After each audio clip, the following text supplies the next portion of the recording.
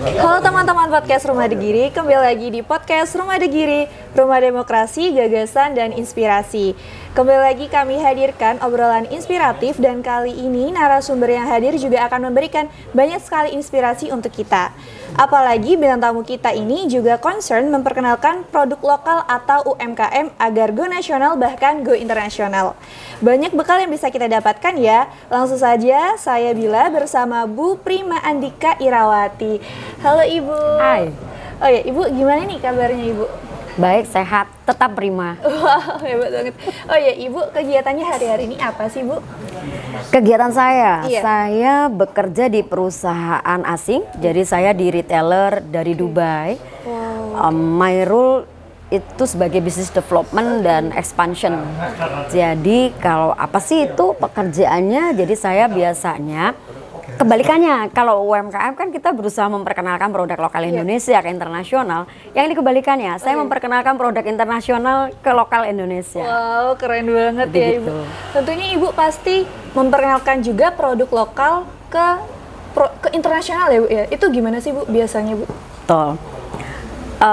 Beberapa tahun saya kerja di perusahaan asing, jadi biasanya saya memperkenalkan produk lokal itu yang pertama paling gampang adalah lewat wisatanya. Kebetulan saya suka traveling, mereka biasanya tertarik dengan foto-foto ini di mana gitu. Terus biasanya saya share. Nanti kalau misalnya kamu pergi, saya mencoba untuk convince mereka daerah ini demikian. Terus kemudian dengan apa yang saya pakai biasanya karena kantor saya itu lingkungannya modern, casual ya. Jadi saya pun nggak malu kalau misalnya ke kantor saya pakai batik, kadang-kadang saya pakai kain, kadang-kadang baju modern tapi saya desain dari bahan-bahan tenun dan lain sebagainya. Kayak gitu Pasti sih. banyak menginspirasi bagi teman-temannya Ibu ya Bu ya. Ada gak sih Bu teman-teman Ibu tuh ingin memakai hal yang sama kayak Ibu? Oh ya, tentu contoh gitu ya. Iya. Saya pernah ke Kalimantan, kemudian saya beli tas Kalimantan. Saya datang ke kantor, saya pakai sarung Kalimantan, tapi saya padukan kayak rok. Jadi biasanya mereka tanya, ini apa Kalimantan gitu. Oh begini gitu. Kadang-kadang saya beli satu. Contoh pada waktu itu salah satunya juga saya pergi ke Bali misalnya. Kami ada pekerjaan di Bali. Teman-teman saya yang orang asing saya belikan topi Bali misalnya, pakai saya foto. Biasanya mereka nanti kan kirim ke saudara-saudaranya segala macam. Itu salah satu cara saya memperkenalkan mereka. Jadi membuat mereka nyaman dulu gitu. Terus salah duanya juga kebetulan saya di retail fashion gitu. Pertama mereka kemudian saya nggak nyebut brand, saya nggak nyebut company. Mereka mendisplay produk batik gitu. Begitu saya datang, ini batik mana gitu. Dia menyebutkan batik suatu negara. Besoknya saya bawakan beberapa koleksi batik ke mereka. Ini batik Indonesia. Wow, dan saya bisa ceritain. Jadi kemudian mereka tertarik. Terus saya bilang, makanya salesnya di sini nggak seberapa bagus, slow, karena ini bukan cerminan orang Indonesia. Jadi itu mereka tarik dan mereka interesting. Oh ya, nanti kita develop untuk produk yang batik Indonesia. Oh ya. Pastinya kan ada awalnya nih Bu. Bagaimana sih Bu awal mulanya Ibu Prima tertarik untuk memberikan perhatian pada produk lokal atau UMKM nih Bu? Bisa diceritain sama penonton YouTube kita kali ini Bu? Iya. Ketertarikan saya sih sudah lama. Kebetulan saya orangnya sedikit nyentrik gitu ya. Karena saya melihat itu budaya Indonesia. Ngomong produk lokal itu nggak bicara mengenai kain ya, tekstil, tapi juga ngomongin budaya. Kemudian ngomongin tempat wisata, ngomongin terutama yang paling gampang dalam makanan. Nah, terus beberapa tahun ini kita ngetren dengan kopi gitu. Banyak orang yang berdunia kopi gini, membicarakan kopi. Nah, jadi dari lama saya sudah tertarik. Itulah yang salah satunya membawa saya pada waktu beberapa tahun yang lalu saya di-assign pro hire untuk di salah satu perusahaan BUMN, salah satunya nanganin UMKM begitu. Bagaimana memperkenalkan, develop sampai mengkurasi sampai kemudian mendisplay atau memasarkan baik secara offline maupun online. Gitu. Pastinya ada nih Bu perhatian-perhatian terhadap barang lokal. Gimana sih cara Ibu terhadap barang-barang lokal kita? ngomongin jenis makanan barang lokal kita tuh banyak banget banyak, Mbak gitu. Contoh kayak sekarang ini aku berkunjung ke Banyuwangi, aku aja baru tahu oh gula semut begini, oh ini begini, ini begini gitu ya. Yang saya amati gitu ya, baik selama ini maupun saat ini gitu, kekurangannya tuh packaging. Mungkin kita merasa oh ya packagingnya kita udah warna-warni, mulai Tetra Pak, ada yang kaleng, ada yang dalam kemasan kayu, bambu gitu ya. Tetapi kadang-kadang kurang tajam sebenarnya sasaran kita ini apa, gitu. Sehingga kita memutuskan packaging seperti ini itu apa? Sama seperti kita mempersonalisasikan diri kita. Ketika kita berusaha menjual diri kita gitu ya, contoh kan sekarang media-media online banyak tuh, ketika menjual diri kita ke TikTok supaya followernya banyak, Instagram, kita kan berusaha menciptakan label tentang diri kita, menciptakan impression. Nah, saya melihatnya itu kekurang tajaman UMKM gitu, ataupun siapapun yang membina itu memotret ketajaman sama kemudian apa sih yang pengen disodorkan dengan packagingnya itu, disodorkan dengan makanannya gitu, disodorkan dalam cara pemasarannya, itu yang kemudian saya amati. Terakhir, yang paling pentingnya kadang-kadang kita lupa packagingnya bagus gitu ya, perizinannya oke, udah lengkap gitu ya, jenisnya boleh lah beradu dengan produk-produk yang modern, tetapi yang sering kali dilupakan adalah konsistensi dan continuity. Yang nggak konsisten tuh pasti banyak ya Bu ya? Banget. Konsistensi juga, kadang-kadang produk ini sudah menjadi produk unggulan di sebuah daerah, kemudian customer udah banyak mencari, tiba-tiba hilang di pasar nih, karena ternyata nggak memproduksi. Nah, saya pernah mengalami itu, ketika pas terjun nanya, loh kenapa? Apalagi dia sudah pernah dapat bantuan dari pemerintah, ternyata orangnya sibuk nyalek, ditinggal. Jadi itu yang kemudian salah satunya continuity. Atau satunya, banyak yang anak-anak muda sekarang berlomba-lomba itu menyodorkan kearifan lokalnya dan kemudian mengemasnya dalam beberapa produk yang modern gitu. Tetapi yang kemudian saya amati, marketing promotionnya mungkin sudah kenceng ya, influence-nya yang agak kurang, influencernya yang agak kurang. Terus itu yang kemudian saya lihat. Jadi analisa itu kan bicara mengenai produk UMKM, saya melihatnya sebagai produk komoditi, baik dijual dalam bulky atau retail, itu kita bicara mengenai ketajaman kita memotret produk ini untuk siapa, cocoknya untuk di market, ditaruh di mana, di display, apakah di toko-toko oleh-oleh, supermarket, atau bandara atau yang lainnya. Terus kemudian price range, cocoknya produk ini dijual dengan harga berapa. Jadi kompleks sih, kebetulan saya sekarang bekerja di retail yang meramu itu semua. Bahkan sebelum kita memutuskan kita memproduksi barang X, kita itu menganalisa market kita loh. Contoh, saya mau expand ke sebuah kota atau ke sebuah mall, saya tuh akan duduk berjam-jam di mall itu hanya untuk ngamati. Ketika orang itu masuk, beli kopi atau beli makanan, yang dia pesen apa? Spendingnya berapa? Umurnya rata-rata apa? Yang dia tenteng apa? Yang dia pakai apa? Ketika kemudian saya lihat, oh berarti ini market saya cocok. Kemudian bagaimana aku mempackage produk itu, bagaimana aku kemudian memasarkan produk itu, aku harus sesuaiin. Jadi bicara UMKM, market, dan istilahnya itu semuanya kompleks dan itu menyenangkan buat saya. Dan sampai hari ini pun saya tuh sangat suka gitu ya ketika bicara UMKM. Terlebih lagi kalau misalnya diamati dan dicermati, pemerintah kita itu aware banget dengan UMKM. Bertahun-tahun jargon UMKM gitu kan. Bank-bank banyak banget mereka, CSR-nya juga ditujukan untuk pembinaan UMKM. Tapi yang berikutnya harus kita cermati, siapa yang dibina, apa yang dibina, bagaimana pembinaannya, metode pembinaannya seperti apa, dan kontinuitasnya seperti apa. Jadi menurut saya sih itu. Oke, mungkin ini Bu, apa semangat atau motivasi Ibu Prima untuk memproduksikan produk lokal, produk UMKM hingga sampai ke luar negeri, Bu, sampai go internasional?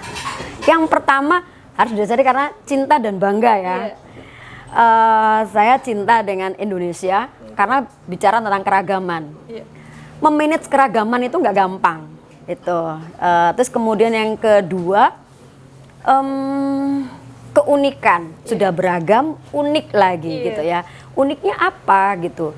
Banyak hal yang kita bisa wujudkan dalam rupa-rupa. Contoh kemarin ketika saya berkunjung ke sini, mangrove gitu ya. Oh ternyata ada keripik mangrove ya. Itu saya langsung penasaran. Apa sih? Kemudian aku browsing. Ini gitu ya. Jadi itu yang saya bilang kan keragaman, keunikannya itu yang menjadi salah satu motivasi saya, yaitu bangga, saya cinta. Dan kemudian ya buat saya kompleksitas ini yang membuat menarik gitu. Dan upaya apa yang kemudian kalau ditanyakan sampai ke global, kebetulan saya beberapa kali juga harus bertugas keluar. Jadi saya nggak pernah malu Mbak, walaupun teman-teman saya bawa branded gitu ya. Saya bawa tas dari Jogja yang rotan cuma 30.000, saya bilang mana sih 30.000. Itu yang pertama. Yang kedua, gampang kalau dimintai saya enteng aja. 30.000. Tapi keren banget ya Bu, Ibu memperkenalkan dengan Ibu pakai sendiri ke teman-teman. Terus Ibu memperkenalkan warisan atau keunikan di daerah-daerah Indonesia sendiri ya Bu ya. Nah, karena kita ini adalah storytelling buat orang lain. Jadi misalnya saya berdiri di sini, saya Prima Andika yang saya menceritakan tentang diri saya. Gitu. Nah, sama ketika saya pergi ke sebuah negara, saya itu pasti akan membawa, selalu ada dalam koper saya minimal tuh 5 atau 10 barang Indonesia oleh-oleh. Kalau saya ketemu sama orang, udah pernah ke Indonesia? Kenal Indonesia nggak? Saya kasih aja gitu ya. Jadi mereka akan tanya, ya suruh googling, zaman sekarang kan semuanya ada. Itu sih yang kemudian seringnya saya lakukan. Itu tadi upaya saya memperkenalkan ke global, bukan hanya secara formal, informalnya seperti itu. Jadi saya menghimbau, kalau contohnya anak saya nanti tadi dibilang mau berangkat gitu, bawa nih, jadi nanti sana cerita tentang Indonesia, dan saya nggak pernah capek cerita tentang Indonesia. Keren banget ya Bu, Ibu membranding juga dan mengajarkan ke anak-anak Ibu juga ya. Keren banget loh Bu, bangga banget saya. Dan ringtone saya coba ditelepon. Bunyinya Indonesia. Wow, keren banget ya. Sangat menginspirasi ya Bu ya Ibu nih. Oh ya Ibu, saya mau tanya lagi boleh nih Bu? Boleh. Ya, 5.000 satu pertanyaan. Saya mau tanya nih Bu. Jenis produk UMKM apa saja sih Bu yang memungkinkan untuk bisa menembus pasar global? Ketika bicara mengenai global, itu global banget ya Mbak. Jadi gini, kalau menembus pasar Jepang, menembus pasar Australia atau Amerika gitu, itu bisa spesifik ya. Kalau global itu tadi kembali ke penjelasan saya sebelumnya, kita harus bisa ngerti target market kita ini apa, negara apa, kultur mereka seperti apa, kebiasaan mereka, taste-nya dia seperti apa, lidahnya. Kalau bicara makanan ya. Kemudian kalau bicara kita memasarkan tekstilnya gitu, kulturnya mereka tuh apakah suka yang etnik atau mereka sukanya memang yang modern. Jadi kita harus pahamin itu dulu gitu. Kita pahamin dari sosiologi negara tersebut itu sih. Jadi kalau global buat saya sih yang pasti satu, perizinannya. Karena apa? Orang asing aware banget, contoh misalnya ini produk ya, produk makanan, dia akan aware dengan tanggal kadaluarsa, produksinya di mana, masih CV atau PT gitu ya. Biasanya mereka akan begitu, lihat dari packagingnya, rapi, pendisplayannya. Kadang-kadang ini yang sering kali nggak diperhatikan adalah di display aja di toko oleh-oleh sampai berdebu. Iya Ibu. Di bandara juga sampai berdebu gitu kan. Padahal itu penting, itu first impression lah. Sama lah kalau mbaknya, kalau naksir cowok kan first impressionnya gimana? Iya, pastinya kita lihat dulu ya Bu. Banget. Kita harus tahu sasaran kita supaya kita bisa tahu strategi deketin apa. Sama kayak misalnya suami saya, dia sukanya baca buku, maka strategi saya deketi adalah ngajak ke perpustakaan. Hebat banget ya Ibunya. Padahal aku juga nggak suka baca. Oh iya Ibu, setelah 2 tahun pandemi nih Bu, membuat situasi tidak terkendali dan berdampak pada pelaku UMKM.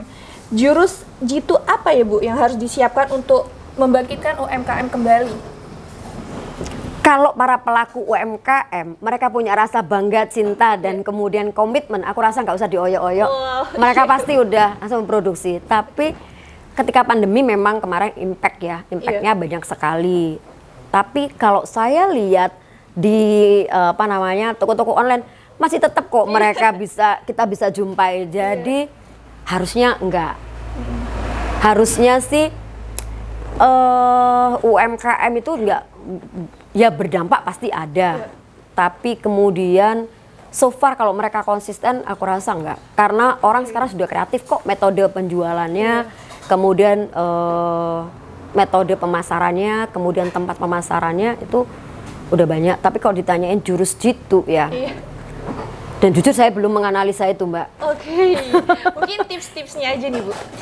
Tips saya balik lagi seperti yang tadi. Oh, iya. Kalau mereka memiliki kebanggaan untuk kemudian memperkenalkan gitu ya. Memperkenalkan apa yang mereka cintai, apa yang mereka banggakan, nggak perlu dipaksa. Okay. Dan kalau itu menjadikan sebagai sumber ekonominya mereka, mereka akan menemukan cara yang kreatif untuk kemudian cara memasarkannya. Dan pasti temukan influencer. Karena apa saya temuin dari saya belajar tentang retail gitu ya. Kan kalau kita bicara produk UMKM kan dijual juga retail maupun yang bulky ya. Influencer itu ternyata penting. Dan metode to influence itu juga penting. Contoh anak saya waktu pergi ke Jogja. Mah, kita beli mie mie yang cuma 10.000, 12.000 itu ya Pak. Mie gacoan. Mie gacoan iya. Sampai ngantri panjang-panjang ya. Iya, Ibu. Saya datang itu penasaran. Opposite itu mie gacoan. Setelah aku makan tesnya biasa. Tapi the power mouth to mouth, kemudian bagaimana the power influencernya itu yang kemudian attract. Setelah attract, baru kemudian bagaimana kitanya, si produsennya mengelola dan tetap membuat ini stabil. Justru yang susah ini partnya yang ini. Part awal selama itu tadi cinta, kamu bangga, kamu punya kemampuan produksi, punya sedikit pengetahuan, itu bisa. Oke. Mungkin kayak gitu ya tips-tips untuk pelaku UMKM supaya produksinya itu tetap gitu ya Bu ya, tetap berjalan lancar gitu ya Bu ya. Salah duanya lagi sebenarnya begini, kita ini punya klaster-klaster industri kan. Klaster-klaster industri di daerah-daerah industri. Hal ini pernah saya sampaikan ketika saya di Sumatera, di Deli Serdang gitu ya, ketemu dengan pengelola BUMN juga. Saya bilang, Pak, ini kan pengusaha, ini pabrik. Kebetulan saya dulu bertahun-tahun kerja di pabrik. Pabrik-pabrik asing ini investasi di Indonesia. Bapak juga punya UMKM lokal. Packaging, ini kan paling mahal tuh kadang-kadang packaging loh. Sampai menciptakan kreativitas packaging yang penting. Karena daya tarik pertama kan packaging. Sama kayak aku sekarang packaging kan, ya kan. Isinya adalah setelah ngobrol, setelah kita berteman gitu ya. Packaging itu kenapa enggak dibikin partnership? Jadinya misalnya di situ ada pengelola 20 pabrik gitu ya. Untuk khusus seperti ini, misalnya yang packaging botol, laminate plastik gitu ya. Nanti dia nginduk aja dengan kemudian industri ini, kemudian dia yang akan bantu dia packaging. Jadi bayangan kalau itu berkesinambungan, saya rasa impactful karena dari pelaku industri dia udah paham packaging apa yang disukai, packaging apa yang kemudian ekonomis dan lain sebagainya. Nah itu akan dibantu. Dan kekuatan gotong royong itu penting. Berarti gotong royong ini penting dalam pelaku UMKM ya Bu? Betul. Dana tidak selalu menjadi utama loh. Walaupun itu penting tapi nggak utama. Seringnya ketika kita bicara UKM, orang itu biasanya berapa dana yang akan digelontorkan, berapa dana yang akan diberikan ke pelaku UMKM. Bukan itu. Jadi basicnya kalau dia memang punya kebanggaan, punya cinta, dan kemudian punya komitmen, saya rasa itu bisa support. Dana bukan segala-galanya. Oh ya Bu, untuk saran dan masukan nih Bu, buat pelaku UMKM di Banyuwangi, gimana nih Bu? Spesifik ya Banyuwangi ya? Banyuwangi sendiri Bu. Saya baru 3 hari. 3 hari di sini, saya belum mengunjungi toko oleh-oleh. Kalau saya bisa mengunjungi toko oleh-oleh, biasanya saya langsung terinspirasi. Cuma untuk pelaku di Banyuwangi,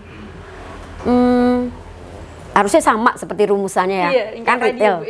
Cinta sama kayak tadi tuh. Bangga, kreatif ya. Kreatif gitu ya, kreatif dan jangan lupa influencer. Influencer. Sekarang anak-anak tuh loh banyak TikTok. Tapi TikTok kan masak itu, bagaimana membuat mie Korea, mie dicampur sama es gitu. Nah, kenapa kemudian kita nggak bikin aja ya? itu tadi misalnya mangrove, keripik mangrove ya. Kalau itu terus di Influence kan, ya, Bu, ya. influence, aku rasa orang akan menciptakan penasaran itulah. Saya rasa anak-anak lebih kreatif lah. Kalau aku kurang kreatif. Oh, udah kreatif banget sih ibunya menurut saya. Terima kasih. Iya. Oh iya Ibu, di era 4.0 sekarang ini, hal-hal apa aja sih Bu yang penting untuk pengembangan bisnis UMKM, misalnya digital marketing? Oke. Balik lagi. Sebenarnya kalau saya ngomong tadi udah mencakup semuanya. Untuk digitalisasi, ya itu tadi. Sebenarnya itu bicara mengenai kreativitas, strategi ya. Selama kita tahu segmennya kita tuh siapa dan kita pertajam untuk di situ. Aku rasa metode apa aja yang dipilih, platform yang dipilih itu dia bisa ajak. Jadi contoh misalnya kita taruh misalnya salah satu platform, kita tahu biasa yang belanja di platform itu umurnya berapa sampai berapa gitu. Ada analisanya gitu. Dan biasanya view-nya itu setiap jam berapa dilihat itu. Terus kemudian biasanya yang dilihat produknya apa. Kemudian berapa price range yang biasa di order. Nah dari situ kita juga bisa itu ngumpulkan. Kalau kita pengen menjualnya di platform yang digital seperti itu harus dipunyai analisa itu. Kalau misalnya UMKM yang sederhana, mohon maaf misalnya, nggak sampai ke sana. Itu gunanya pembina-pembina UMKM yang lebih melek, itu mereka bisa bantu mereka. Gitu sih. Jadi menurut saya simpelnya begitu. Iya. Oh ya Bu, saya mau tanya untuk yang terakhir nih Bu, boleh ya Bu ya? Oh, ya. 5.000 lagi. Oke. Harapan Ibu Prima nih untuk UMKM, pelaku UMKM di Banyuwangi, gimana nih Bu? Harapannya nih Bu. Harapan saya sih tetap kreatif, gitu ya. Analisa Mbak. Kembali lagi, karena ketajaman kita membidik customer, ketajaman kita kemudian produk ini yang paling disukai gitu ya. Terus kemudian diferensiasi, contoh gula semut, apakah gula semut itu di packaging seperti itu aja? Apakah gula semut itu cuman diproduksi seperti itu? Misalnya gula semut dibikin model bola-bolaan atau kemudian yang bisa lebih awet lagi seperti apa. Jadi gitu sih secara overall buat yang UMKM di Banyuwangi tetap rajin baca. Rajin baca walaupun karena saya tuh nggak percaya orang tuh terbatas selama kita masih lengkap. Belajar ya Bu ya, belajar lagi. Baca, sekarang medianya banyak. Pelajari dari situ kan nanti lama-lama kita terasa sendiri, kita bisa tahu. Gitu. Terima kasih nih Ibu udah banyak sharing banget, sharing tentang UMKM, tentang bagaimana caranya memajukan UMKM. Terima kasih banyak Ibu sudah berkunjung juga ke Banyuwangi. Semoga bisa memberi inspirasi. Iya, amin. Pastinya Bu ya. Saya mendengar tadi banyak banget inspirasi yang bisa diambil dari penonton YouTube kita kali ini. Terima kasih pokoknya Bu, terima kasih banyak. Yang terakhir juga adalah jangan lupa harus pakai dulu. Kita nggak bisa ngomong kalau kita nggak pernah pakai. Menginfluence ya Bu ya, menginfluence. Bayangkan kalau warga Banyuwangi ini berapa penduduk jiwanya ya, aku nggak tahu. Masing-masing orang gitu ya. Di tasnya atau apa yang dipakai dia menggunakan produk lokal. Dia ini adalah sudah sales yang berjalan loh. Betul. Dia sudah iklan yang berjalan dan itu more powerful. Menurut saya sih seperti itu. Terima kasih banyak Ibu atas inspirasinya. Terima kasih juga kepada penonton YouTube kita kali ini dan tunggu episode-episode berikutnya yang sangat menginspirasi lagi. Terima kasih dan saya mengucapkan wassalamualaikum warahmatullahi wabarakatuh. Terima kasih Ibu Prima. Yuk, sama-sama.